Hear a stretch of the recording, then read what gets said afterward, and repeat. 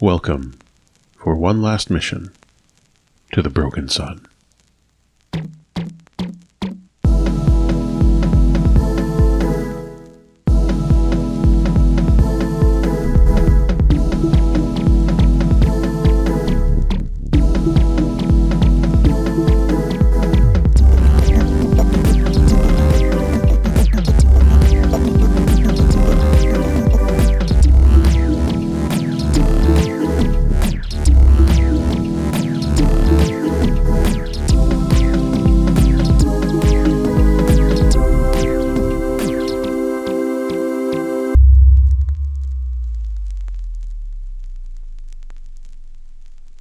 Welcome back, everyone, to the final mission of Specters of a Broken Sun. I am Arp. My pronouns are he or they. You can find me on Twitter at YCaliber, follow the show at Broken Sun RPG, or go to our website at brokensunrpg.com. I want to acknowledge that this podcast is produced on the unceded territory of the Katzie, Kwikwetlem, Stalo, Kwantlen, Stz'uminus, and Musqueam people, and the treaty land of the Tsawwassen First Nation. Please continue to support Indigenous land protectors and their rights. Visit the Settler Saturday hashtag on Twitter to find people you can help directly. Today, as we enter the final mission for the crew of the Probable Cause, I am joined by that crew. Let's introduce them. First up, please welcome Velvet. Dark greetings, everyone. I'm Velvet Fayfair, playing Augustus They Them for this session. You can find me on the interwebs at OG Brown Sugar. We've also got Michael Blood. Hi, everyone. It's still me, Mike Blood. They Them. You can find me on Twitter at GoodSirBlood if you're so inclined. For the final episode of Specters of a Broken Sun, I will be reprising my role of Alejo Cabrera. And we're joined by Keekers. Everyone, it's me, Keekers, also known as Be a Space Cat. I use the pronouns she/her. Today I am playing CD, who is they/them. Okay. When last we left off, we had completed our downtime actions. We had a wake for the dearly departed Slip, and each of our characters had found different ways to pass the time and prepare themselves for this mission upon which we are about to embark against the central memory storage here on the Sun. Now, you are working on this mission in tandem with the Solar Free State, against the Solar Free State. You're working in tandem with the Surface Liberation Front and the Solar Workers Union, as well as some other smaller groups that have gotten together and rallied around this banner, flying the banner of the Solar Free State, as well as that Broken Sun emblem that some people have picked up from the Sunbreakers and are using to fly their flag, pledge their allegiance to the idea of the abolition of this state and its colonial tendencies. I want to add that the Broken Sun is also plastered on CD's wall in their quarters for Harrows to look at, besides pictures of the Sunbreakers. All right. I think Harrows finds herself admiring the wonderful graphic design that went into that logo by a very talented artist. It is a work of art. I'm wearing it on my shirt right now. You might say it's a work of ARP. That's some good finale energy. Okay, so your group's task, the task of the crew of the Probable Cause, is to get in to the memory server rooms and destroy them or corrupt them in some way so that people can't keep just backing up and then re-downloading themselves. The idea being that this will cause a large disruption in the Solar Free State's operations and their lives, and it will kind of force the populace to stop being sedentary, to stop being wishy-washy about it, and to pick basically what they want to do with their lives. If they're going to do the right thing, or if they're going to align against that in the name of their own comfort and continued existence. So it's heavy stuff going on in the planning room. Everyone is planning from different locations, networked through tenuously placed repeaters throughout the Sun, because you don't want to have your entire revolutionary group all in one place together. That would be bad. So instead, you are aboard the Probable Cause. Terry is in ready room mode, and we are getting ready to plan our mission. Do you want to do any information gathering or anything like that before we get into engagement roles? Kind of wanted CD to I just wanted some of the characters to interact a little.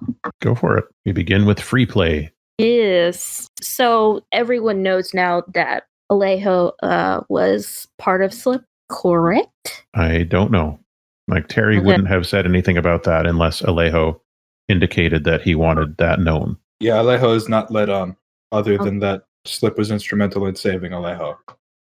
So, okay, just double checking there. I asked last session, but I didn't know if it had changed since the funeral. Okay, so CD is hanging outside the room and has a bunch of papers that are some of them are blown up security footage stills of the Sunbreakers. Some of them are candid shots. Some of them are actually taken with permission. And CD's holding one up to and there are other people's faces on it. And CD is just holding one up to Harris and being like, "Okay, do you remember this person's name?" I think Harris is able to recognize the people without any issue that you hold up. She always nods and says, yes, that's, and correctly identifies the person you show her. Other people like mixed in there, like Sarah, and it's not just the Sunbreakers, but it's like just everyone. And Yeah. Yeah. And sometimes she'll tell you a few more details she remembers about them as well, just to show off that she's remembered this information. So the CD's like, yes, and this is your non-biological brother, in a sense. Harrow's always kind of raises an eyebrow at this one, but she says, if you say so. What do you mean? Well, I am not, I don't really understand the full context of this, but if you want me to be part of his family, then I will try to do that. And I think CD is kind of like taken aback, and it is like a little like gobsmacked for a second, and then says, Harros, you know that you are made up of 2 samples of DNA, correct? I understand that. I mean, isn't everyone in some way? Yes. One of those DNA was taken without consent. I was mistaken at that time, thinking it was consent, but it was not. But it wasn't RAPE. I know you can spell it. It's just hard for me to say the word. I understand the context, CD. I'm saying is I barely know Emran. I never met Hector. I know you. But you remember things that Hector knew. That's what you've told me, but I don't have a frame of reference here, CD. I just know what I know. Yeah. You do know I care about you, right? I understand that. You have taken good care of me. You must care about me. CD is like, well, I'm glad that you know that you are cared for, but I need to prepare you in case on this mission something happens to me. Well, I hope nothing is going to happen to you. That's nice to hear. And CD kind of like looks at Alejo and is like, yo, Iron Man. I don't know how I feel about that one, but okay. I understand you communicate solely through comic book and TV references, so I'm going to have to accept this as a baseline of normal. What do you want from old Iron Man? Yeah, I'll call you Alejo, sorry. That is what you can call me, yes. Okay. Did you need something? Now, Alejo, I need to ask you something. Harros, you are aware of Alejo here. Alejo, if I don't come back from the mission and you do, I need you to help Harros and Terry. Terry will probably be instrumental in the fact that we're going to have to come up with a contingency plan of Harros' guardianship. So I understand that you think that there's some sort of okay. Harros is not a grown woman. No. I'm 3 weeks old. Okay. That explains the green. I assume you're a science experiment by the horrible people here. Yes, exactly. Someone had the idea that a way that we could live down on the habitat would be to take their DNA and splice it with some of our own and then inhabit those bodies to live down there. Jesus Cristo. That's horrible. Well, at the time, I helped. I see. And you want contingency plans in place for in the possibly inevitable case that you should perish. Yes, I have accepted the fact that I will die, and that it is good. that when that happens because of crimes I have committed. I am so not emotionally prepared to help you deal with this. I also feel zero responsibility to help you do this thing, whatever it is you're planning. Heros, I get the sense that you are fairly aware, despite your 3-week age. Should your guardian here perish, I will help Terry do things. I all the best to you, CD. I will go now. Okay, this has been great. Thank you. It's I'm not asking you to be the guardian. It's just asking if you'll help Terry. Yes, CD, I have. will be able to help with this. You don't need to worry about it. See, there you go. The big buddy themselves says it's okay. So I'm not too pressed about it, but I'll be here. And Alejo lightly punches the robot body. Again, gotta reiterate, super uncomfortable right now. I'm gonna leave. Go ahead. I'm sorry to make you feel uncomfortable. Unfortunately, that's a little bit my shtick. He appears to have left. And then CD turns to Heros, is like, don't ask Augustus for help. Okay. Is Augustus bad? Slip said not to trust Augustus. But Augustus is coming with you today. That doesn't seem smart. I believe that they think they can use us for their goals, and I hope we can use them to accomplish our goals. And I think I get it. Yes, but I don't want you to. Do you understand? I won't ask for Augustus's help. Okay, good. I think before you go, Heros says, "Oh, wait, I had something for you." Oh, I do love surprises. She goes into that area in your room where she set up that mini forge, and she comes back out with a metal. It's like a circle. It is a circle, and she hands it over to you, and you can see that it is like a magnetic on the back, so it can attach to your chassis, and it looks like a type of locket. So it's smaller? Smaller than what? What's a good standard? It's a locket. It's about the size of a pocket watch. Thank you. That's good. Okay. CD looks at it and is like, well, thank you very much. Does this open, or is it just... She points at the clasp on it to show that it opens. Oh, opens it. When you open it, there is a picture of you in your human body. And underneath it, Heros has molded in gold 21 grams.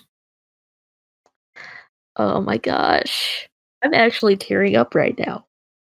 I don't know what to say. She smiles. Stop saying you're not coming back. Thank you. She nods, and I think she tries to give your robot body a hug as well.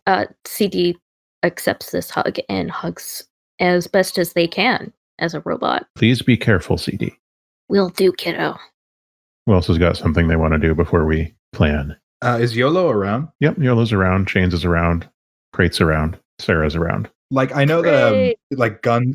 A pair of fine pistols is on the sheet for a scoundrel. I just thought it would be fun to role play out acquiring some from the best person for that. You're going to go on a shopping trip with YOLO? Something like that, to that effect. If it's probably not a shopping trip, but I'm sure YOLO has a small arsenal on himself at all times. Yeah, okay. So YOLO is out behind the probable cause, and they're practicing shooting at things, like in a VR simulation. They have a VR helmet on over their regular. As we recall, YOLO has a sort of a tall, slightly distended humanoid form for their robot body. I think Leho is watching until YOLO takes a break and lifts up the visor. Okay. YOLO takes the visor off their face after a while, readjusts their hat, and turns around to see you, and they pause a little. Oh, hello there. Hey, how's it going? Oh, so far so good. Just trying to make sure that my eyes are sharp as ever. Know the feeling. I am going to be needing to get a crack at that too. Was wondering if I could take a turn. Why not? I'll just YOLO picks up the visor, the VR visor, and makes some adjustments to it. You need to make adjustments when it's being used by human eyes as opposed to these cameras, but that should work. Oh, that's interesting. Yeah, this seems familiar.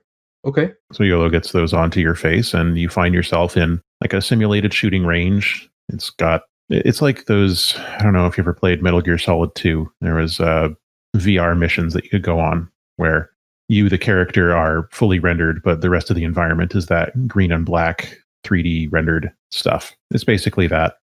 Enemies pop out from different areas, and you have to differentiate between friend and foe when you're firing. Yeah, okay. I think Alejo like boots up the suit and has the helmet like reclined in order to wear the visor and just starts going through the motions while trying to carry a conversation with YOLO. Mhm. Possibly trying to show off a bit for both himself and for YOLO. Just like, okay, I can do this still.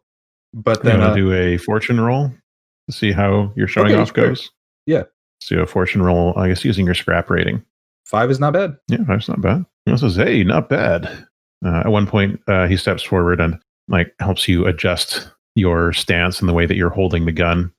And they're like, okay, try that one more time. Yeah, so Alejo goes again, and then now that he's got a firmer grip on how the sim works and like the response time for the helmet and his own movements, he talks to YOLO and says, simulation's well and good, but I have it on good understanding from our mutual friend, the ship, that you are the man to talk to for getting guns. You find yourself in need of a weapon? I'm going out there soon. You are. Oh, he looks, I guess that's what the suit is for. You would be right. All right. Well, I wouldn't want you to go out there without feeling prepared. Let me see if I've got something in my collection. I'd appreciate it. And then Alejo finishes the regimen there. Hey, much better this time. Okay, so YOLO turns and goes over to, he's got a little camp set up with some of their belongings, and they kick a trunk, and the trunk pops open, and it's got these folding out sections, and it folds out, and it's just a trunk full of guns. They're all nicely kept in like foam cutouts and such, but lots of different weapons in there. I see. You're a man of particular tastes. Well, it's always good to be prepared, and you never know when you'll need an extra one. In my line of work, my former line of work, I had need for a variety of different weapons at a variety of different times. Mostly handguns, I see. Well, I do have a brand. Yeah, the whole shoot from the hip type look about you. And yeah, they wink, and he kneels down, flaring his duster up behind him so that it doesn't get bunched up as he kneels. And he starts looking through and says, let's see. Are you able to carry a heavier weapon, or do you need something on the lighter end? I'm more of a handgun person myself. I see. Well, he taps a few things and moves things around so that a different selection, like the pieces within the trunk, rearrange themselves into different configurations. So that it's like and bringing up different sets of guns as he taps at the keypad. And eventually he settles on a set of 6, 3 pairs that come up. And he says, these are all around the same weight and take similar types of ammunition. The question is, at this point, do any of them catch your eye?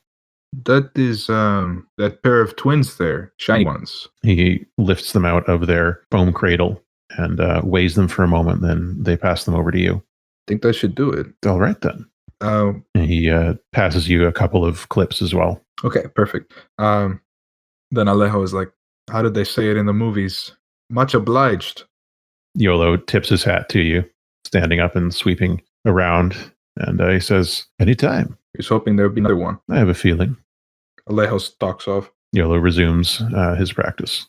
So I guess at another point, CD goes over to Sarah and is like, so you gonna stay and help?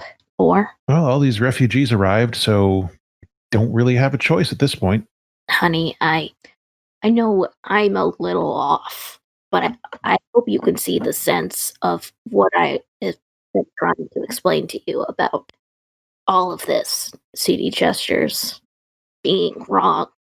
Sarah shakes her head and she says, look, I'm here. I brought you the core. I'm trying to help. There's a lot that has happened, and it's not fair to expect me to be all gung-ho and on board about this. You're right. I'm sorry. It's fine. I know this is your passion, but it's not mine. I'm just trying to do the right thing. That's all I can ask of you. I love you. She pauses in what she's doing, and then she puts her tools away and turns around. She puts her arms on either of your shoulders and looks you very pointedly in the eyes, and she says, "You are not going to die out there." Yes, your sister said the same thing. She frowns again, then shakes her head off and says, "Mom, you've been acting for a long time like you want to die." Yeah, this is true. We've been part of a bad thing, a horrendous thing. That doesn't mean that you deserve to die or that I deserve to die. Yeah, I think I'm starting to see that. And if you must torture yourself, which seems to be your favorite thing in the world, think of it this way. What's harder, dying or sticking around and doing the work? You're right. And your other parent would be very proud of you. She nods and pats you on the shoulder again and says, "And I love you too." I'm actually crying right now. So there, Mom. Look, Sarah's good. Yeah. She's a good character. A good noodle. I'm glad. I want to imagine that CD's eyes are leaking like a fluid. Oh, no, my getting robot body. motor oil everywhere. Oh, no, there's a scene in Return to Oz where a robot man actually cries. It's one of the heart-wrenchingest scenes of my childhood that will always stay in my brain. Sounds really bad. Bad? No, it's beautiful. Like, it's wonderful. Mm-hmm. He does anything but live, but he still feels, in a sense. What's Augustus up to? Nothing good. I think I'm just gonna take a moment to check in with my associates that everything is Gucci. Yeah, they seem to be letting you know that they expect you to hold up your end and that they will hold up theirs. And your new associates, I guess, are you briefing them on what's expected? Are they coming along, or? They're not coming with like the main group, but they'll be there. Oh, they're going on ahead. Yeah. Okay, lay some groundwork for y'all. The Meat Boys. Meat Boys. Okay. Oh, no. But it's boys with an I. Oh, Of course it is. We've established that's the canonical spelling on the sun. Perfect. You're taking my thing and weaponizing it. These are meat boys, not beef boys. There's a very fine line. Okay. Not even the whole host of these Meat Boys compares to the sheer mass of Crate. I have to say that I'm really disappointed with YouTube that the only clips they have of Return to Oz that I can see right now are basically like the two terrifying scenes. And I'm like, come on, there's more to this movie. There's more to this movie than the really scarring Wheelers and Mombi. But those are definitely part of it. Don't Google Wheelers if you are faint of heart. Don't Google this film right now. It is a lot. Oh, All right. Should we jump into our engagement roll? yes. I think so. All right. Let's go crazy. Planning and engagement. Your crew spends time planning each job. They stand in the ship's galley and review flickering holo displays of terrain, look at stolen schematics, whisper plots and schemes, while pointing to makeshift figurines placed on haphazardly sketched notes, bicker about the best approach, lament the dangers ahead, and lust after the cred they know is waiting at the end of the job. This is a 10 cred job. Wow. A lot of money. Yeah, It's a small treasure hoard, enough to buy a small ship. But Who's you, gonna... the players, Oh, boy. don't have to do the nitty-gritty planning. The characters take care of that off-screen. All you have to do is choose what type of plan the characters have already made. So our options are assault, deception, infiltration, mystic, social, and transport. So assault is do violence to a target. The detail is the point of attack. Deception is lure, trick, or manipulate. The detail is the method of deception. Infiltration is trespass unseen. The detail is the point of infiltration. Mystic is engage mystic, way, or power. The detail is the arcane power that you use. Social is negotiate, bargain, or persuade. The detail is the social connection. And transport is carry cargo or people through danger. The detail is the route and the means. I have to say that I finally found a still of it, of the robot man TikTok crying, and it is amazing. Does TikTok have an opinion? That's so On the sad. mission plan? You could, yes, because CD is TikTok now. Almost. It's like TikTok, but his brains have run down. But yeah, all right. Well, this new team, CD says to Augustus and Leho, basically. So we're gonna go in and we're gonna blow it all up. But I would like first for us to restore everyone's memories and then blow it up. Might a mass remembering, so to speak, be rather debilitating for all parties? Yes, and I mean, it will be one hell of a distraction to escape from, to use to escape, I mean. That's for sure. But that means that you, my good man, will probably have to be the one that detonates it and get us out of here if we're completely debilitated. I think I can handle that. CD does a thumbs up. Sounds like it might be infiltration. Yeah. Probably. Mm-hmm. I think, yeah. Okay. So the point of infiltration, you have access to the schematics of the Sodality headquarters that you're going to be getting into. So if you want to study those with some type of gather information roll, we can probably find potential points of infiltration. Yeah, I'll hit that. Okay. So you want to do a study fortune roll. Okay. A 6. That's very good. Nice. Okay, so you are studying the blueprints and you're able to, schematics rather, well, I guess it's blueprints of this building. And you can see that it is set up slightly differently from the standard building that we've seen everywhere else. Externally, it still looks the same. It's still the big oppressive gray cube with no windows, but it does have a different set of requirements because it has big, powerful servers in it. And those big, powerful servers require big power and they require big, powerful cooling. So there are big vents that you could potentially get into. They let out quite a ways from the building. And there's also a way that you could conceivably get in through a, let's see, what's another option that could be interesting? You know, you've done sewers before, so they'll have planned against that. And you've done roof before, so they'll plan against that. So I think probably the best point of infiltration for you is going to be those vents because they don't exist in a lot of other buildings. They're fairly unique to this one. Looks like our best way in is going to be these vents. The servers have to get rid of quite a bit of excess heat. Okay, do we know how hot it is exactly? Because I wouldn't want us to go in there and melt.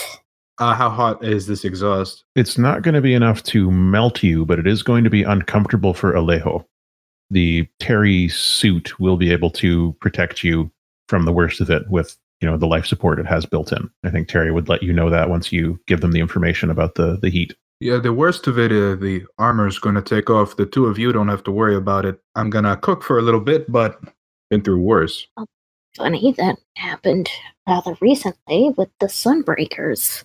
I'm sure you'll be able to tell me the story after. Oh, it was a bunch of teenagers from the station down below came up here and helped set some Andromedans free, and I was there. You let a bunch of children attack the government? Teenagers. Closer to adult, really. More adult than teenager. Yeah, and the CD's like, all I can tell you is that they are very determined, and they're the ones that broke the sun. Remind me to buy them a drink. Actually, I think some of them might also prefer cheese. Then I will get them cheese. Okay. Is there any other info that anyone wants to gather before we do the roll? The detail on this, as far as security, must be rather horrible. Yep. Okay. There's this is a highly guarded building. There are a lot of people that you're going to have to get past one way or another, especially to get into the actual central servers. It's going to be a challenge. This is a really difficult job you're embarking upon. Okay, Go ahead. Can I study up some security details? Of course, yeah.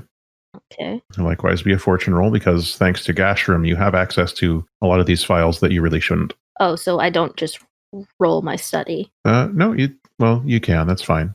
It should just be a fortune roll with your study, so we won't worry about the position and effect. Hey. Nice. A 6. Okay. So you are able to get a full set of like guard rotations and the paths they take as well as information about where the cameras are and what blind spots they might have. You might be able to determine that from the information that you're given about the model of camera and so on. So you have an excellent set of information about how to avoid security going in. Okay, so it looks like if we do it this way and blah, blah, blah, blah, blah, blah, blah, you know. Yeah. Here's the plan. Whisper, whisper, whisper, whisper. All right, break. Let's go. Okay, fortune roll. Item loadouts. What loadouts are you all bringing? Heavy. Okay. Yeah, I guess it's sneaking so heavy. I mean, Heavy does make sneaking harder. But okay. CD's gonna do normal because it's just a difference between one and between normal and heavy. Yeah, Sam, I'm thinking normal. Okay.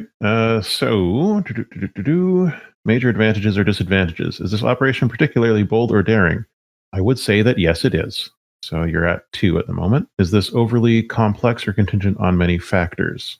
Get in, blow it up, get out? No. Does the plan's detail expose a vulnerability of the target or hit them where they're weakest? It actually does. So that's 3. And they're not strongest against this approach. So you're at 3. Can any of your friends or contacts provide aid or insight for this operation? You are part of a multi-pronged attack on this facility. So that's 4. Enemies or rivals interfering in the operation? Not at the moment, beyond the people who are there. Are there elements you may want to consider? They are a higher tier target, so I'm going to remove 1 for that. So that's a 3-die engagement roll. Our best one so far. It really is. I honestly have some words I want to exchange with you, Arp. That's 2 1s. 2 1s and a 2. 1, 1, 2.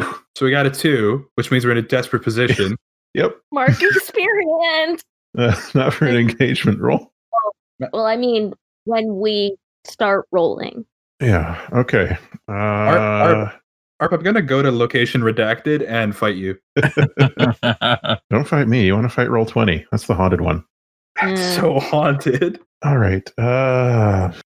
It specifically does not like Specters. I wonder how it'll treat season 3. Oh my gosh, I just realized something. Mm-hmm. Go off. I don't know where the doll is. Don't tell us these things now. Don't tell us that. That's the worst thing you've ever said. Realized. I can't think about that right now because I have to do this. But We're in a desperate situation. Yeah, this is the desperate situation. I feel terrible now. Why would you say that? That's awful. I mean, I suspect it might be in this other bin, but it's not where I thought it was. I just realized it because I've been cleaning lately. No, that ain't right. My Jimmy's. So you make your way in through the vents. Yeah. Yep. It's uncomfortable. Alejo, despite the best efforts of this exoskeleton, you still find yourself sweating profusely inside the suit. Fortunately, the suit is wicking the moisture away to recycle, like a still suit kind of deal. But that's not pleasant either. And as you make your way through the vents, you get to the end of the vents. You make your way from there into what is essentially a large room where the venting system meets. And this large room, as you step into it, suddenly begins to shake and rumble because you had come in at a specific time based on the information you got so that you would avoid the gigantic fan blades. Unfortunately, what has happened is that there is an emergency test of the cooling system going on right now. So this room you're in, the rumbling begins and the ceiling cracks open and the floor cracks open because both the ceiling and the floor in this building are actually very large fans. You're in a desperate position because you're about to get chopped up by big old fans. Okay, I thought that maybe the fans would be ahead of us. You've gone through sets of fans coming in through the venting system, but this is the central chamber where the main fans are. Okay, so it's basically multiple fans. Yeah. How could they take my greatest asset and use it against me? So saith the dice. CD looks at all these fans and is like, okay, so we could... How big are these fans? Wait. They're room size. They're really big fans. The big boys. I'm getting flashbacks to a level in every single Spider-Man video game ever. Stevie looks and is like, okay, if we get on one of the fan blades, we could not be in the path of it. And then if they rotate in time, we can just move from one to the next. What? Use the blades as platforms and go in the direction we need to go. Matt, what direction is that? Is it down? I hope it's down. I'm going to say down, sure. And there's multiple sets of fans that we'd need to abseil through in order to reach a walkway. Mm-hmm. You will need to get out of this venting system somehow. Now listen, I brought around a few surprises. I could get us out of this tunnel, but it's going to give up the element of surprise. If you want to try to turn them off or get them to think it's an all clear or do something screwy, now's the time, because I'm going to start blasting. Ooh, I do like blasting, but I would like also the element of surprise. What do you think? The fans are moving now. They are spinning up. Augustus, what do you think? I agree we should maintain the element of surprise. I'm trying to brainstorm a way to perhaps hack the system, as Alejo suggested. Alejo looks around for some sort of degenerated intelligence interface system in this vent, if such a thing would exist. You can do an action to try and find one. I would love to. Okay. That's probably study. What do you think? Study makes the most sense. Okay. So you are in a desperate position, and this will have a standard effect. Because of my serendipitous, we have a +1 gambit, so that puts us at 3, right? Yes, you have 3 gambits to begin. Y'all don't mind if I spend one of them for a bonus die? Go for it. No. Save us from the fans of death. 5 and 2 4. Nice. Okay. So, desperate consequences. Okay, so you have a heavy load. Yeah, that doesn't help. Okay, I'm trying to find desperate consequences that are going to be useful here. So, you've got... All right, I'm going to reduce your effect here to limited. And because the air from the fan system is starting to pour into the room, the fan blades are starting to move more quickly. So it's difficult to actually see and stay in position. And in addition to that, I am going to start a clock just to pull you all over to a new page so that we're not getting confused. Pulled us from the clock hell. Oh, no. Oh, All right. yes. I'm going to start a 4-step clock here. Tick it once. Is the clock for us or for the fans? This is the clock of you getting destroyed by fans. Of course. Or of the fans reaching full speed, I should say. But you do see there is on one side of the room, the side of the room across from you, is an access port of some type that looks like it might be, electronic access port. All right, it looks like there's an access port over there. I can throw whichever one of you thinks. Just to make sure, what was, does Augustus have any hacking? I have a singular hack. You too. But I did bring hacking tools, or was gonna declare them anyway. So if you want to throw me over, I can do that. Yeah, I think I'll burn a stress to give you a bonus die. I'm like, okay, and I throw your robot body over the tunnel. I glide gracefully because I'm pretty aerodynamic. Okay. So you're going to try and hack in here then? Yes. Okay. And you've got your hacking tools you've declared? Yes. That brings you to desperate standard. Cool. And Alejo is helping for that bonus dice? Yep, bonus die or effect, whatever you want. Desperate standard bonus die. Okay, here we go. Fives. You got a 5. Okay. We got 5s. Okay, so let's see. You do it, but I control the one risky. Okay, so you do this. I am going to, for one of your consequences, tick fans full speed twice. Bring it up to 3. And the second consequence is going to be creating a new clock of security. Oh, security. As they detect you messing about with their security system. Ooh. All right.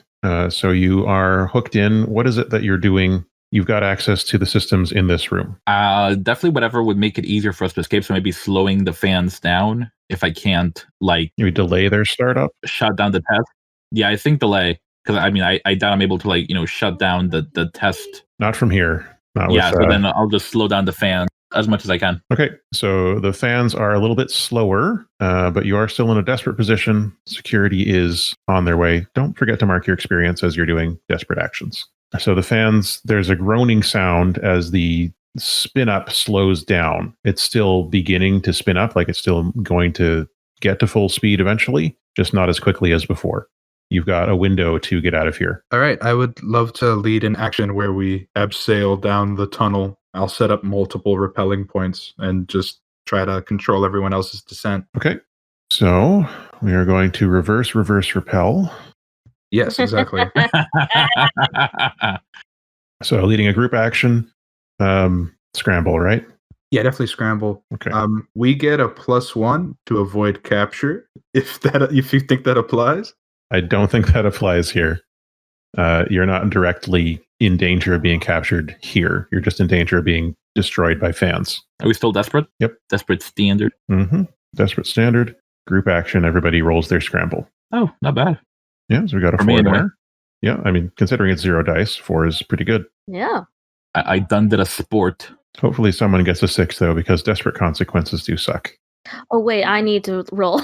Everybody's got to roll. I was zoning out there. I'm listening to some music on a low volume, but enough that I got distracted. Lo-fi tunes to TTRPG with. That's another 4 for me. It's another 4. All right, CD. Okay, standard. I take 1 stress for each failure. Right. Okay. So no stress. Oh, okay, you take a stress. Why were there 2 dice for my scramble? I have 0 in that. Yeah, it rolls 2 and you take the lowest. Okay. That's the 0 die. That's how 0 dice works. Oh, gotcha. Okay, let's see here. You don't gotta say it because I'm gonna resist, Matt. I don't I want gotta to know what to resist first. All right. Okay, 1 controlled, 1 risky. I'm going to stick with that, I think. One of you is going to take level 2 harm as you get whacked by a fan blade, and I am going to tick the security clock by 1. Oh no, security. Oh, just to remind you all, if someone takes a level 2 harm, we do get a gambit. So I'll resist the security if someone doesn't mind taking a level 2. I am very squishy. I don't mind taking a level 2 harm. You know, CD. Okay. CD's down. Gambit's a gambit. Yep. Okay. Well, they're not down, but you know. No, I mean like they're down to risk it for the biscuit, obtain the grain, as it were. And I'd rather take some harm right now because I only have so much stress. Mm-hmm. I feel that, yeah. All right. So what will we call this harm? I think, let's see, it's level 2, so I'm going to say bent. It bends part of your frame. Ooh, I want to say it's CD's legs. So CD's hobbling. Your treads? No, CD doesn't have treads anymore. Oh, I missed that. This is the new CD body. It's got legs. New CD bot has them legs. For days. Legs go all the way up to their hips. That's Like- how legs work. Legs Everyone. go all the way to the top of their torso thing. Horrible. To the top of the bottom of their torso. Yeah. That is how. That's a body, everyone. Welcome What to I- anatomy class. With CD and gang. Okay, so you want to resist ticking the security clock. Yes. How are you going to do that? Huh. I think it's probably insight. You're probably going to have to do something technology based. I think You'd either be like breaking into the wall to try and distract security, or doing some hacking or something along those lines. Yeah, probably. I think Alejo probably. I think. Oh goodness, I'm struggling. I think it's probably that. Like Alejo blows something up outside our point of entry that he had set up prior. Okay. Do you have a remote detonator, or do you want to do a flashback? I don't have a remote detonator. I can declare a detonator. I think that's probably it. Okay, then yeah, I'll just declare that. Unless we want a detonator to be a grenade. I think it's been both throughout the course of this game. Yeah, I don't think it matters that much. I think that Crate made it for you though, because he does like those remote detonators. Yeah. That is If true. you declare your detonator, then this is a 0 stress flashback to you planting something outside, as you had Okay. the opportunity to do that, an easy opportunity to do that on your way in. Yeah, okay, I'll declare the detonator and with insight, Resist with your insight. Yep. just 1. Yeah, you take a stress. All right, good. So that means the fan's full speed clock is no longer an issue, and security is still at 1 tick instead of 2. Okay, you are no longer in a desperate position. You are back to a risky position now. You hear there's like some dust and a few pebbles rain down on you from the ceiling as you hear a rumbling from the explosion outside. And tink, tink, tink, tink. Things rain down on you. That's going to give us a little bit more time. Ooh. All right. That sounds good. Okay, so you're making your way through the hallways here. You're following the guard rotation and such that CD was able to find for you. So for the most part, you are not at huge risk of being discovered, but I want to do one roll to see how far we get before anything goes wrong, or if we're able to just get all the way to the target area without tripping any of the security or anyone being out of place. So I think I'm going to suggest you do a group action here. Okay. Okay, what are we rolling? I guess another group scrambly. Skulk, probably. Oh, skulk maybe. If you want to do it quiet, then yeah, I would suggest skulk for quiet if that's what you want. Yes. Oh, sorry, there was just a loud bunch of instruments playing in that song. Who wants to lead this? Does anyone have skulk? Yeah, I have plenty. I'll do it. Okay. Okay. And CD, you are at -1 die for skulking because of your bent leg. Okay, so desperate. Are we still desperados? You're risky. You're risky. And Okay. only because you have this detailed list of schematics, only because of that, you are at standard effect. And -1 bonus die. Almost a 6. Okay, so I'll roll the CD skulk, and then we'll just say that -1. You can't just roll your skulk because it's at 1 die. So you need to roll 2 dice because you'll be at 0 die in skulk then. Okay, You can roll something you have 0 die in, and we'll just take it as your skulk. Yeah, I was just about to say that. Sorry to talk over you. Oh, that's okay. So with That's right. 3. Yep. Okay, so Alejo, you take a stress, and our best result is, again, from Augustus. We got a 5. I have that -1. I might have gotten that 6. Maybe. Right, risky consequences. I am going to just increase the security clock by 2, I think. Okay. I think maybe a camera catches the tail end of one of your, like maybe because CD, you're the one that failed the roll, maybe because your leg is bent, you aren't able to move through the camera's blind spot quite quickly enough, and like it gets a flash of leg. Flashing leg at the camera. Leg. Ooh. Scandalous. The Victorians would be horrified. All right.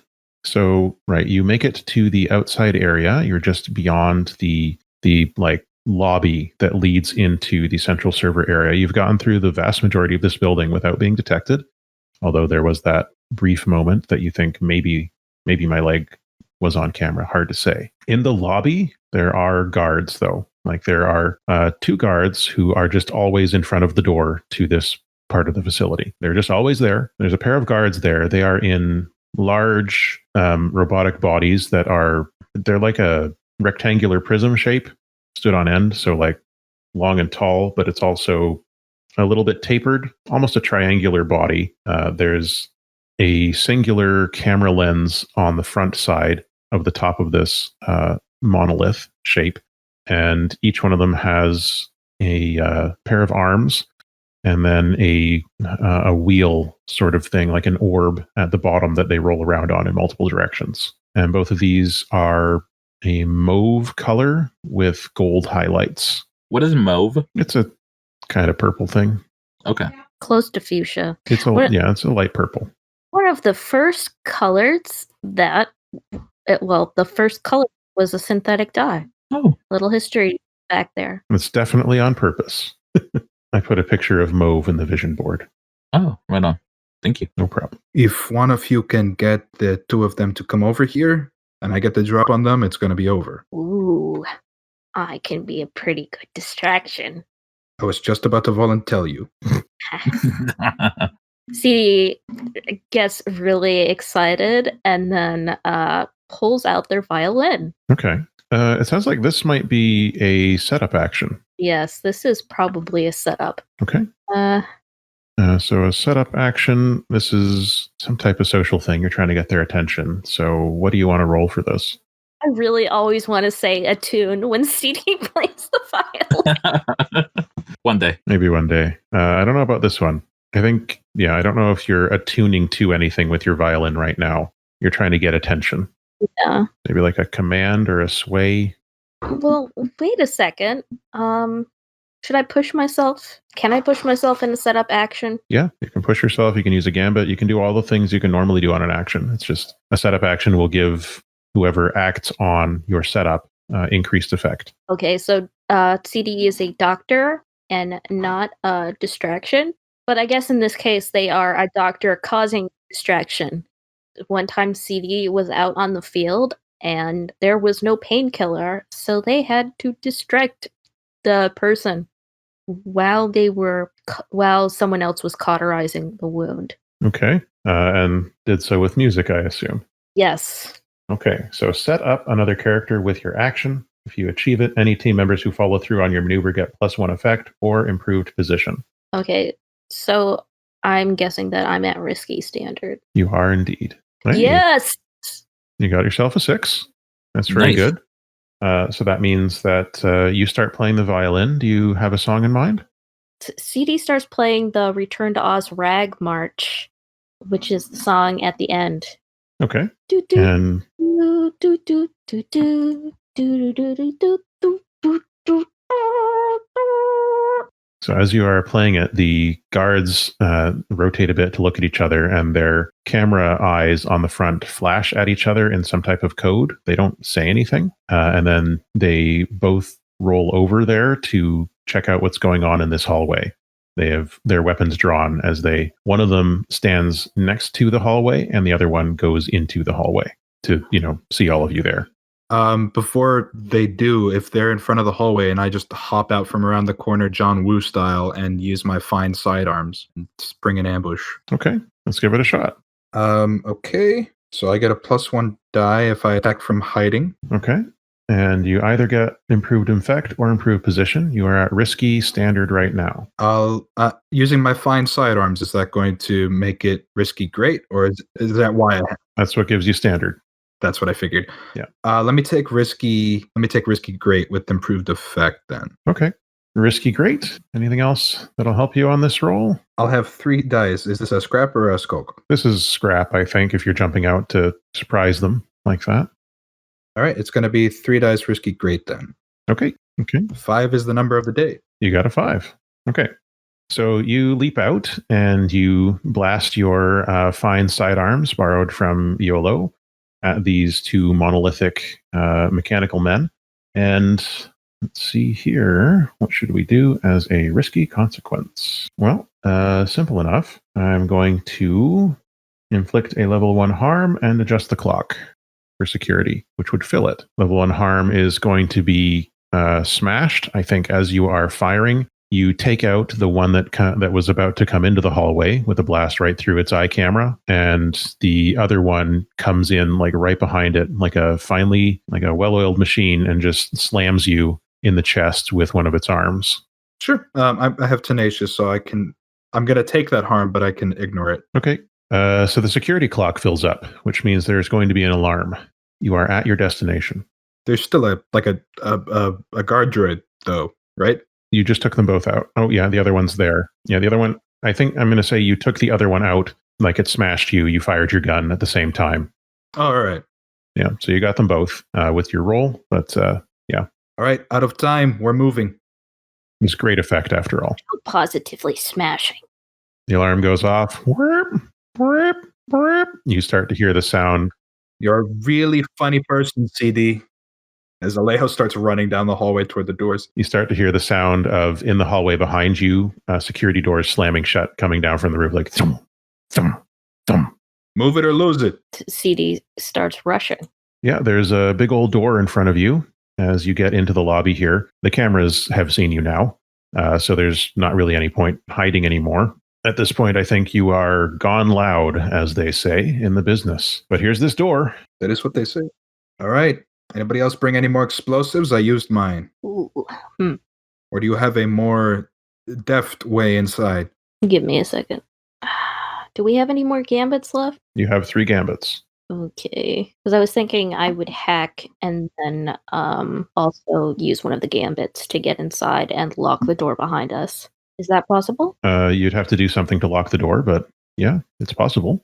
Okay. Okay, I've got your back, CD. Get us in. So now I'm going to hack. Still risky standard? Or wait, no, is desperate? What position am I? Risky standard. Plus 1 bonus die for the gambit? Mm-hmm. There you go. That's a Good 6. hacking. That's 6. Which Okay. gives us back the gambit? No, wait, it doesn't. It does not. Not in this system. That's next season. Okay, so, sorry, did you declare hacking tools for that? Oh, yes. Okay, that was why you had the standard effect. Okay, yeah, the door whooshes open. Whoosh, it goes straight up into the ceiling, and inside you can see this room that is it's very cold. You can feel a blast of cold air come out at you. It's like an airlock situation. The cold air blasts out. You can sense it, but it doesn't freeze you or anything. Inside there's just these towers upon towers all over the place. Alejo, this looks familiar to you for some reason. It's just each one of these monoliths is like a tube that is filled with a different color of like matrix style scrolling characters going from the top down to the bottom and then over and over again. There are 5 of these set up around the room there's a box shape. There's 4 of them and then one in the middle in the center of the room. Around the edges of the room, you can see that everything here is automated. There's things moving on tracks along the ceiling, keeping stuff cool and keeping things like well-oiled. There's just all these automated little things moving around on tracks to keep the room operating. Each one of the pillars has a different color. There's a red one, there's a blue one, there's a gold one, there's a purple one, and then the one in the center is white. That's the color of the text that's scrolling. Would you look at that? All right, you wanted to perform a mass exodus. You better get started. Call me Moses. Okay. Are you leaving the door open? No, I want to lock this. Okay. That might be, you could do either hack or rig for that, I think, depending on how you want to do it. I'll take care of the door. I'll get it stuck permanently. They'll need to cut in. Get going. Okay, I guess so. Alejo will do that, and then CD will try to talk to the machine. Okay. Augustus, are you going to help with this part? Yeah, I can probably help with the machine, the server portion. Okay. To connect to this machine is either going to be a hack if you want to use your tools to get at it, or it's going to be some type of attune if you want to dip into the sim to see what's going on around there. I have 2 ranks in attune, just so people are aware. Okay. So tell me what it looks like. Are the 2 of you, is one of you assisting the other? I mean, I might just supervise. Depends on what you're trying to do. Okay. Well, this is the place. This is the situation. This is where you've got to get to work. Base is the place. And in fact, I'm going to start a clock for the server here. Okay, I will roll my attune. Okay. So I've started a 6-step clock for the server, memory server. Okay. And when you fill that clock, the server will be dealt with in whatever way makes sense in the narrative at that time. Okay, so quick. So to attune, yes, Yeah. Go ahead. Do I get the extra die from Augustus or not? That depends. Are you aiding Augustus? Are you taking the stress point to help? No, I'm just letting CD have the first crack. Oh, okay. So this is going to be Noise. I was going to say it's risky limited because you're working on this server, but you did roll a 6. So that's good. On a risky limited for that, let's see here. 1 time. Okay, it's an attune. So what is this? What is CD physically doing here? CD's touching their locket and just putting their hand on the main thing, and it's just like, can you hear me? I think you hear a lot of voices speaking at once, and you start to see flashes of memories that are not yours.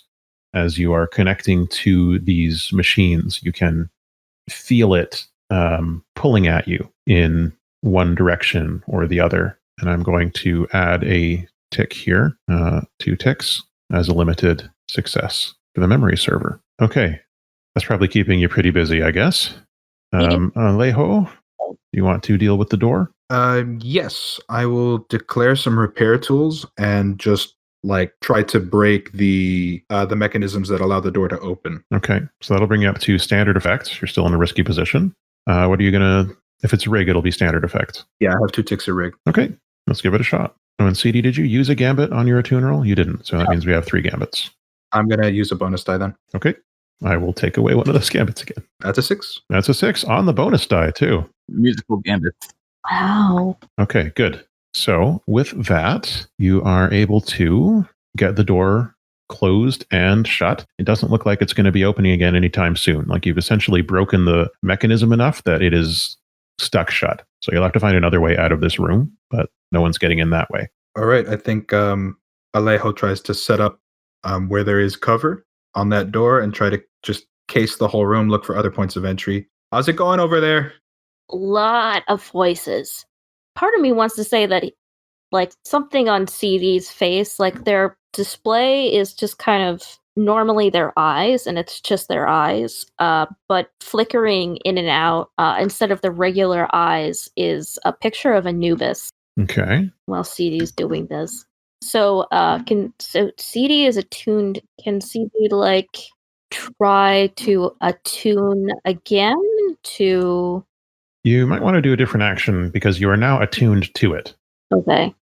I could do a study to figure out how CD would reset or remove the edits. Okay.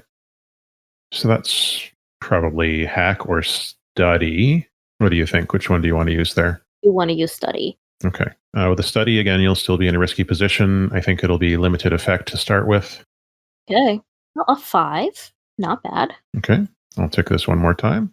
You can start to hear outside. There's a pounding sound on the big door. Obviously, the door is not opening, but you can now hear the security is right outside trying to get in. Running out of time. And Alejo is setting up a tripod.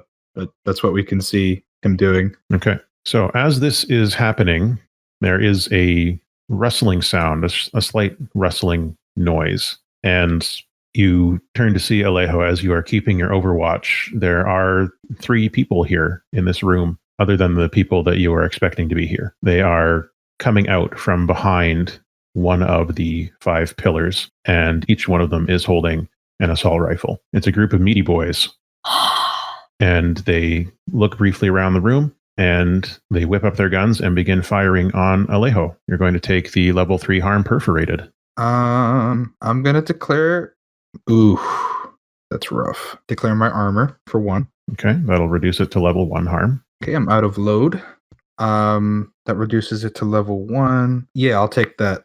I'll give that level 1 harm rattled as the bullets, like the Terry exoskeleton armor, absorbs a lot of the damage that these bullets are going to do to you, but you're still staggered, like you're sent staggered backwards and like land on your butt. These aren't sun goons, are they? These are, each one of them has a robotic body. They've got fairly standard looking tough guy robotic bodies, similar to that Nokia style one that we saw Araxes in during Slip's battle. They're just big Nokia bricks. Yep, they look like a big Nokia brick with arms and legs and an emoji face on the screen. I think the helmet comes down over Alejo's face because he was trying to set up something else. He sees the 3 burner bodies, and the goggles like light up on my helmet. And Alejo says pointedly to Augustus, "It's a nice try. You're going to have to swing a lot harder than that." Is this happening behind CD or? Yeah, I mean, you and Augustus are over by the central pillar.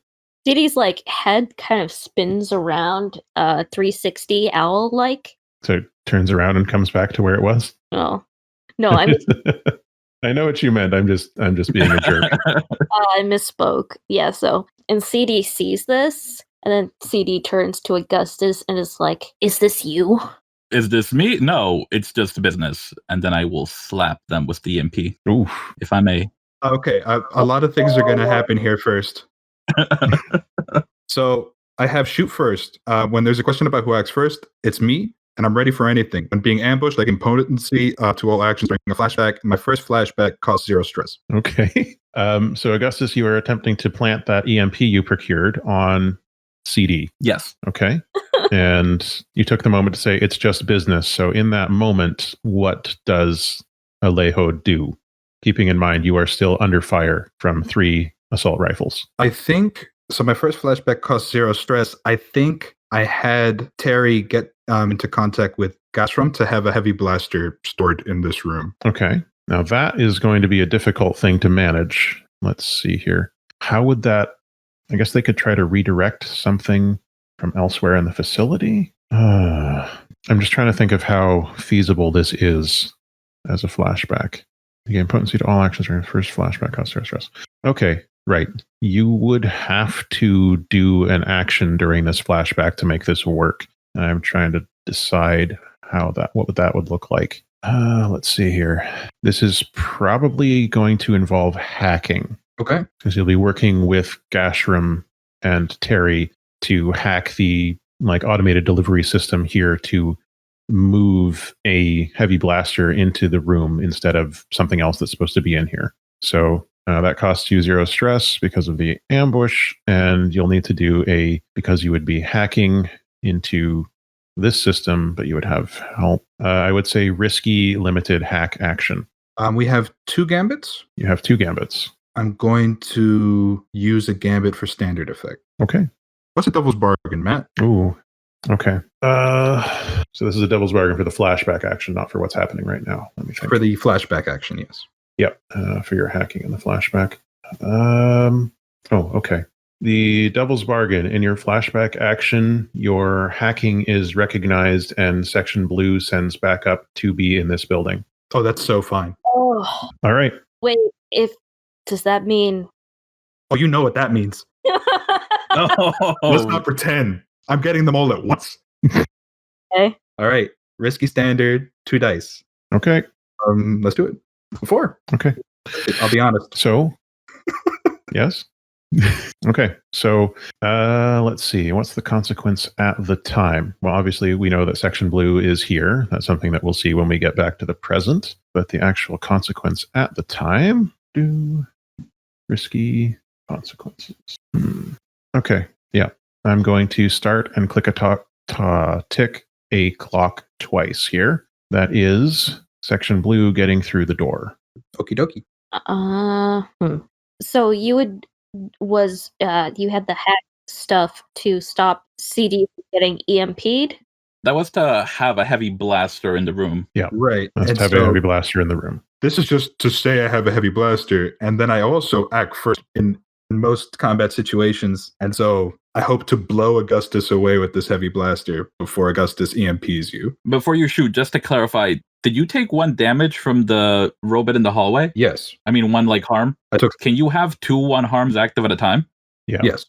Okay. All right. So you're going to attempt to shoot with the blaster. Right. So you have the level 1 harms. Those give you less effect. So I think in attacking Augustus here with your heavy blaster. But I ignore them because I'm tenacious. You ignore them because you're tenacious. Penalties from harm are 1 level less severe. Okay.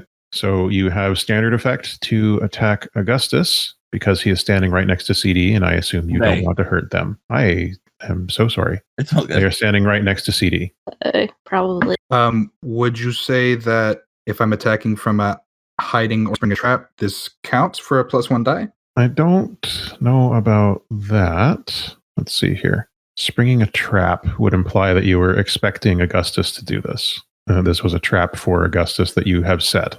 Is that what this is? Oh, yeah. Okay, then you have an extra die. Excellent. This risky standard scrap? Yes.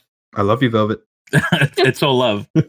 we knew it was going to come to this. It's a 6. It's a 6. Augustus, that is, I think, level 3 harm blasted. Okay, so I'll declare my armor then. Okay. Is that just level 1 harm? Let's see, what would that be? What is a heavy blaster, Alejo? What is it? So you know those absolutely ridiculous weapons that Gunner, Stone, and Harding had? Guy? Yep. Guy Hard. Yeah, oh gosh. You know those ridiculous weapons? The Liefeld guns, yeah. This is a mounted version of that. Okay. So I guess so it's right on the wall behind you, like there's a panel that you know this is the panel that has the blaster in it. And tell us what this scene looks like, you two. Oh, both of us? Oh, Alejo and Augustus. Yeah, so Augustus is about to hit CD. I figured something was coming. This blaster will be useful no matter who is shooting at me. But this was for Augustus. And so Alejo opens up with this ridiculous weapon. He's like, I never got to shoot one of these before, but I figure you're as good a target as any. So Augustus, you have declared your armor. Are you going to attempt to resist the level 1 harm after that, or are you just going to take the level 1 harm? Oh, I can resist on top of armor? Yes, you can. Sure. Okay, this is a prowess resist. Good luck with that. Does prowess still work if I don't have any dots and any prowess stuff? Yeah, you roll 0 die. Go ahead. Do it. Yeah. Going for broke. The finale. Okay, so you take 2 stress. That's okay. All right, so Augustus, you've been blasted, staggered back a little bit. You've got your EMP, but haven't gotten it onto CD. The 3 meaty boys are continuing to open fire. They're basically advancing pretty like they're not super good at this, but they're good enough that they're competent. Like one person advances while the other two cover, one person advances while the other two cover. They leapfrog it like that as they're coming up towards Alejo, hoping to keep your attention so that Augustus can finish their work with CD. CD, you are tuned into the memory server still. You could disconnect from it. Oh. That would reset the clock, though. But the CD is wirelessly connected. So if you take your attention off of this, then that means we're going to reset the clock. Okay. So I'm wondering if I could take part of combat medic, because it's interesting. It says you may expend your special armor to resist any consequence while tending to a patient. And part of me is like, am I allowed to bend that around that I am attending to a virtual patient? There isn't a consequence coming at you right now, but I think I would allow it if you are attuning with and trying to release the essentially memory block here. Yeah, that's what CD is doing. Because, somewhat spoilers, there is an intelligence in this system. Oh, yeah. Okay, this is fun. So I get to take my special armor and I guess roll. Is this going to be hack, attune, or is this technically doctor, since they are treating... So I don't think you know that this system has an intelligence in it.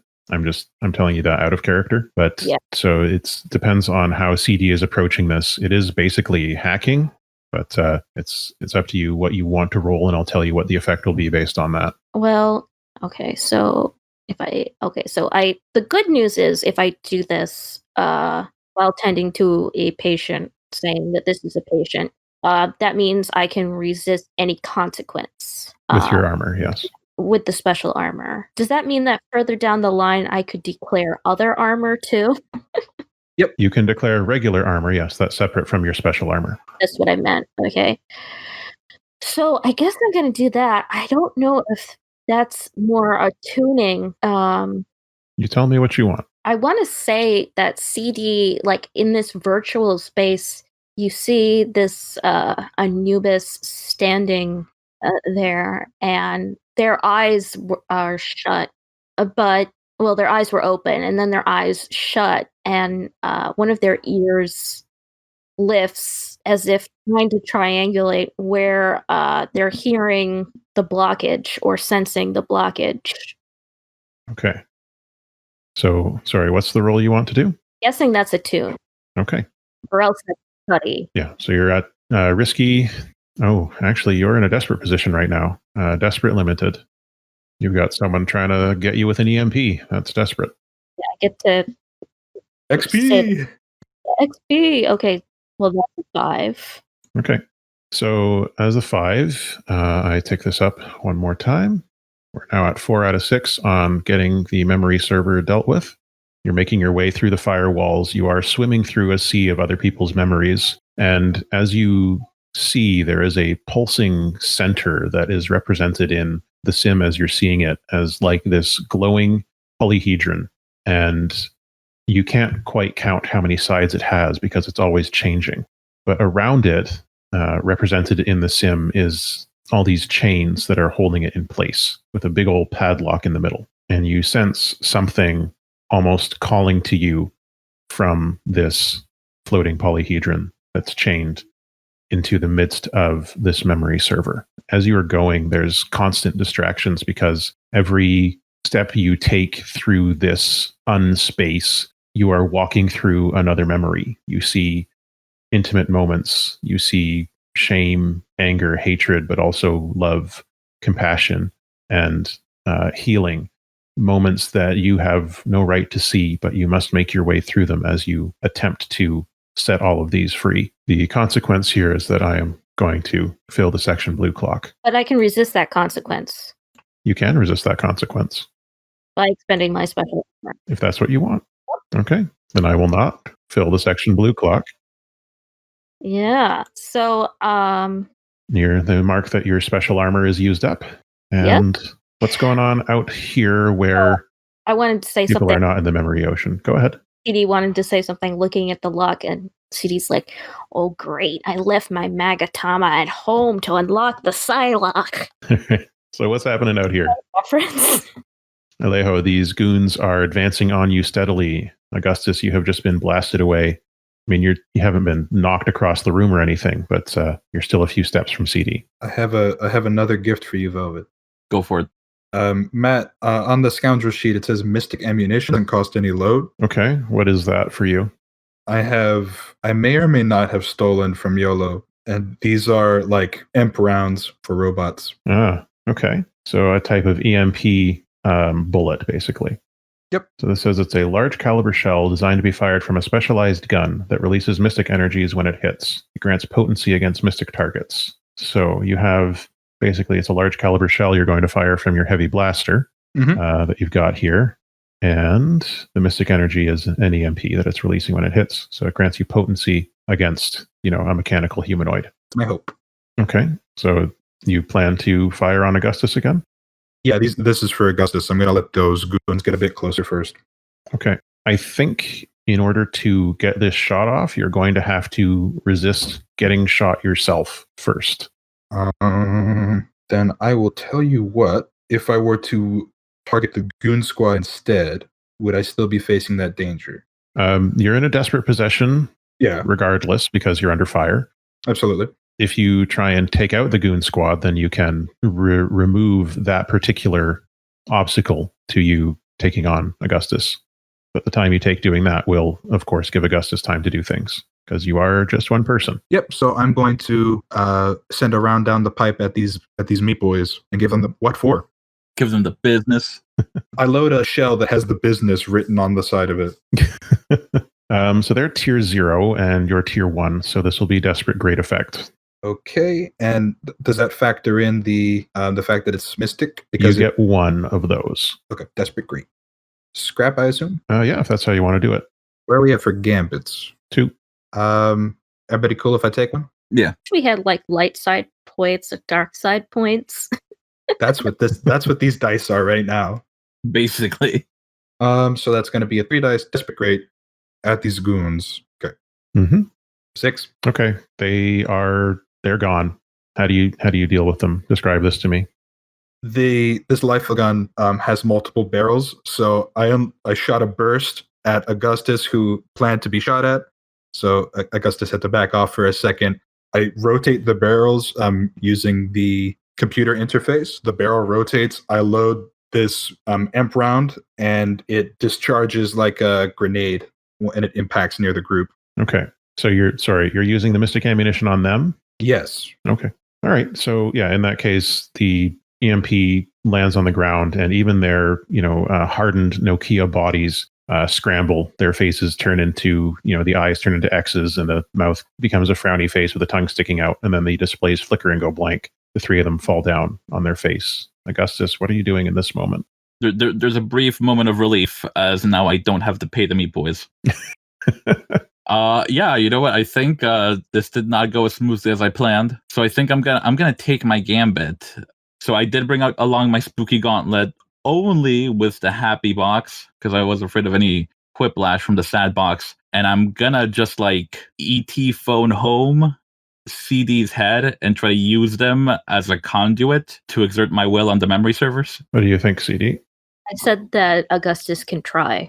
Okay, so let's see here. How is this going to work? You've got it's a precursor technology. You've got the gauntlet there.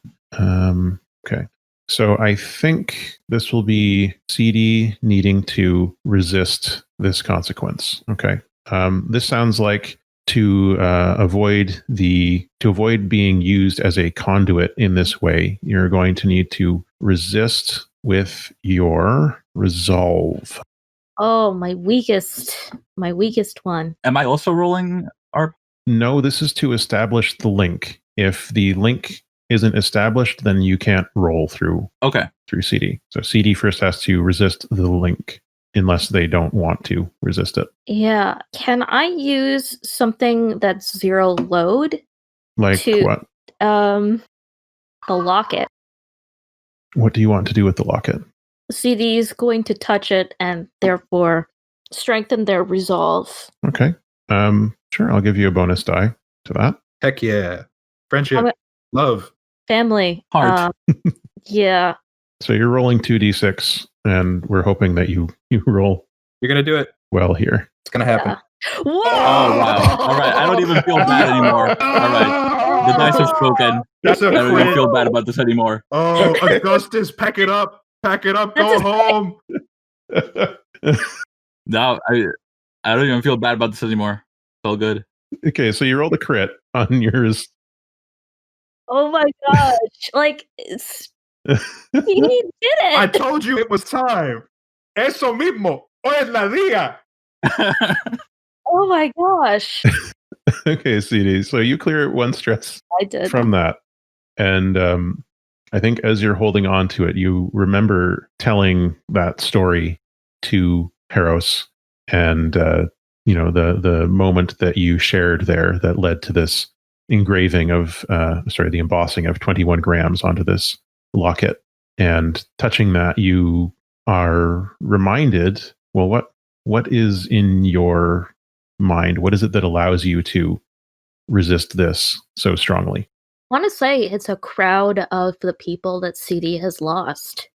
So a few comrades in arms, including Slip and Riley. And I guess echoing what Sarah said, sometimes it's harder to live than to die. Okay.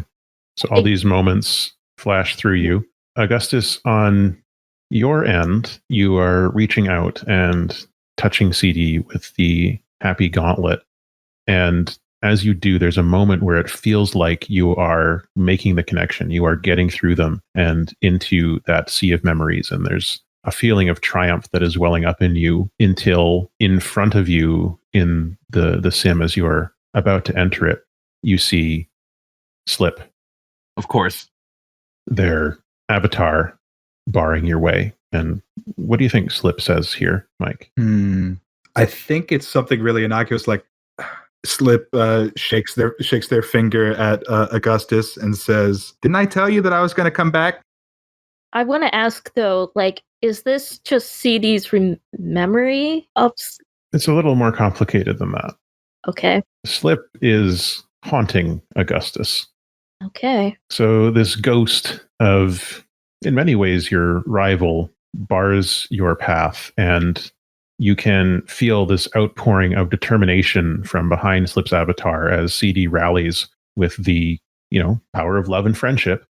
And you are rebuffed, and I think physically kind of blasted backwards across the room. It's not a physical harm thing, but like the force of this blasts you backwards, and the gauntlet clatters to the ground. You're not out or damaged or anything, but this effect has failed spectacularly, giving the other two time to rally. Perfect. Very anime. Speaking of which, you hear outside the door, suddenly the pounding stops and there's a beeping that begins, and you hear, "Stand back, citizens. We'll be in there in just a moment." I think the camera cheats to Alejo in this moment, and Alejo smirks under the helmet and just says, "All at once, buddy." CD, what you doing now? You've had this moment of triumph. CD's smiling and through the tears, and they had kind of like in the sim turned around to face this onslaught, but now they've turned back to the amorphous polyhedron and virtually, and it's like, okay, don't have much time left. You stand before the pulsating polyhedron and the lock that keeps it in place. You can sense almost as if it's trying to speak to you, but can't. Let me get that for you. Now, I want to know, is this Dr. Attune to try to unlock this? You tell me. This is a patient in front of you. Yeah, so Doctor. Okay. I think you're going to have standard effect on this, but you are still in a risky position. How many gambit? Oh, one gambit. Yeah, I'll use it. Use it. Go crazy. Oh, there's... Yes! How do you unlock this big virtual padlock? Yes. Well, again, this is CD as Anubis, And I'm trying to figure this out. Are you going to weigh it against a feather? I'm like, I can't do that. It doesn't make sense. It's like, yeah, let me just decide if all these people deserve to be free. CD, a key appears out of nowhere. In CD's, after cracking their knuckles, a key appears out of nowhere in their hand. Yeah, they are often carrying a ankh, however you want to pronounce that. An ankh, yeah. Yeah, that's a symbol. Oh, let me double check. I can't spell. ANKH, an object or design resembling a cross but having a loop instead of the top arm, used in ancient Egypt as a symbol of life. Insane. It all works out full circle. So what appears in CD's hand is a ankh. I really hope I'm pronouncing that right. And CD kind of takes it and puts it into the lock like a key and turns the lock and unlocks it. And the key and the ankh kind of dissipate, breaking apart into little pieces and float away in the sim. The chains and the lock dissolve as if made of like an ectoplasmic mist. And the polyhedron pulses once, is still for a moment, and then explodes. And there's this rush as the memories locked up here race throughout the station, forcing their way back into the minds of everybody who lives here. The moment that they touch the sim, the moment that they are connected to any system, which everyone is all the time. And CD, all of your memories flood back at once. Everything you had forgotten or been made to forget. Alejo, you find yourself immune to this effect because of your human body. But you feel Terry's armor twitches and seizes around you for just a moment before it can move again. Augustus, you remember everything you've ever done. And outside in the hallway, the beeping stops. And instead you hear the voice of Whiskey Tango saying, What did they do to me? I'm guessing a lot of people can feel their sins crawling up their back now. In the sim, is there some sort of entity there now? For a moment, there is. You can see a figure before you, and the figure has 6 arms and reaches one of them, the middle one on the right side, out to you and briefly touches you on the forehead. And their voice rings out in your head as they say, Ongzwo thanks you. And then they dissipate into the system as well. Oh. How are you doing, Augustus? I'm all right. This was fitting. I acquiesced to the will of the Dice Lords. Your character has remembered everything. What is Augustus doing? Or what does Augustus feel about all this? I think overwhelmed to the point that they're probably not even getting up. I mean, I think it's very much a crushing failure from the present situation, but then also just, like centuries of memories flooding back. I think Augustus is definitely one of the people that took advantage of that memory technology to just routinely scrub whatever they didn't want to remember. Mm-hmm. Oh, that makes sense.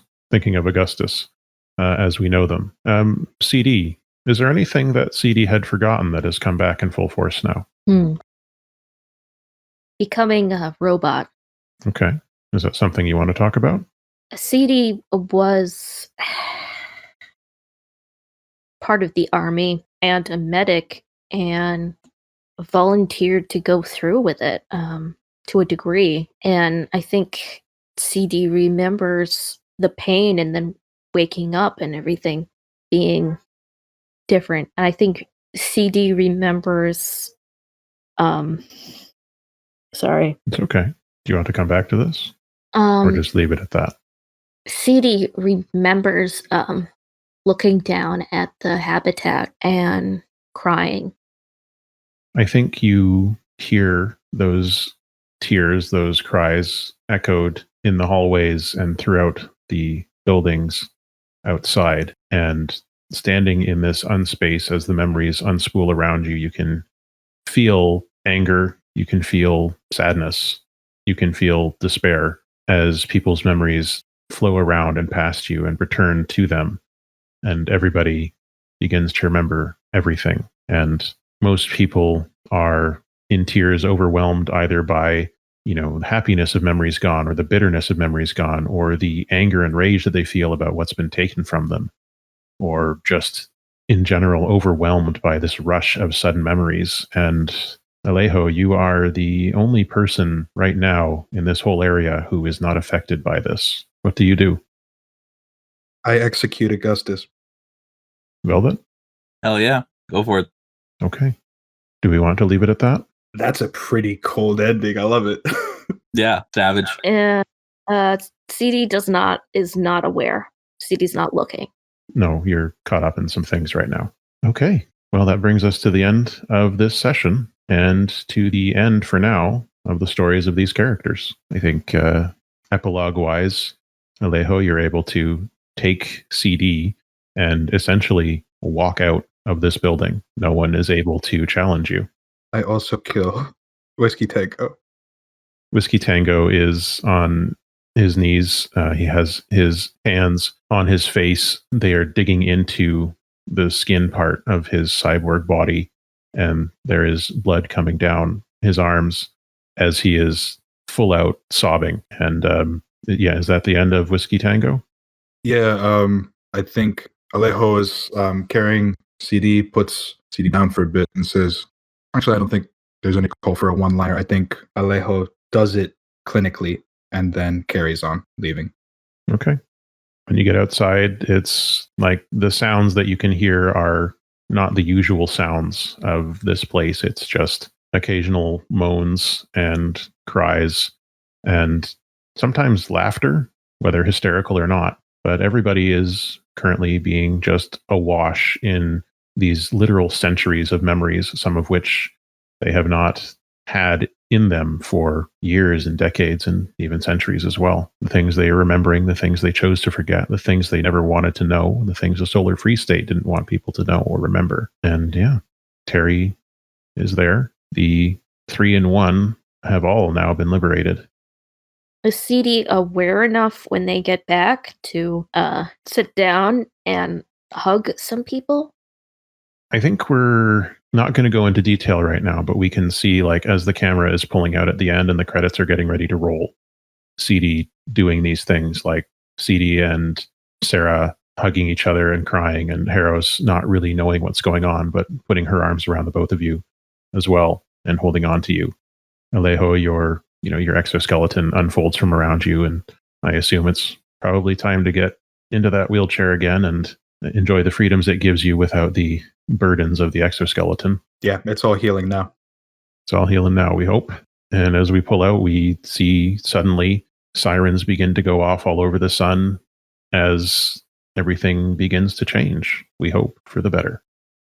Thank you all for joining me for the final session on this side of Specters of a Broken Sun. When we return, we will see what happens outside and what awaits us on the battle between the Hygean fleet, the forces of the sun, and the people of Hablon. I've been Arp. My pronouns are he or they. You can find me on Twitter at WhiteCaliber, or follow the show at Broken Sun RPG, or visit our website at brokensunrpg.com. Today I've been joined by 3 excellent people who have told such powerful stories and improvised such amazing things today and every day that we play together. So please say thank you for the wonderful memories of this season to Michael Blood. Thanks, everybody. That's been me, Michael Blood, for Specters of a Broken Sun. I played Slip, who sadly departed but got their revenge, and I played Alejo, who is going to try to heal and make a better future. You can just find me on Twitter at GoodSirBlood. And thank you to Keekers. Yeah, thank you all for listening. This is Keekers, also known as Be a Space Cat. I played Augustus, not... You played Augustus. Oh, you played him. You played him. Yeah, I did. You got. I embodied CD, who is they, them. I am she, her. And boy, am I crying. Ugh. We love you. I love you all too. All the love. And we are also joined by the incredibly talented and prolific Velvet. Absolutely amazing. Mhm. You're just saying that to make me feel better. Nah, that was amazing. My first PC death and very fitting. I'm surprised they lasted that long. I'm a little bit relieved that they're gone because otherwise, like, I would have had to plan like bad shenanigans for them. Well, we talked about plans for Augustus going forward into season 3, even, so we had that ready. It was bad. I've been Velvet Faye Fair. Thank you all so much for sticking with us both through this finale and also just the show thus far. You can find me on the interwebs at OG Brown Sugar. All right, that's it for this part for now. So until the next time, all the best. All the best, folks. All the best. Bye.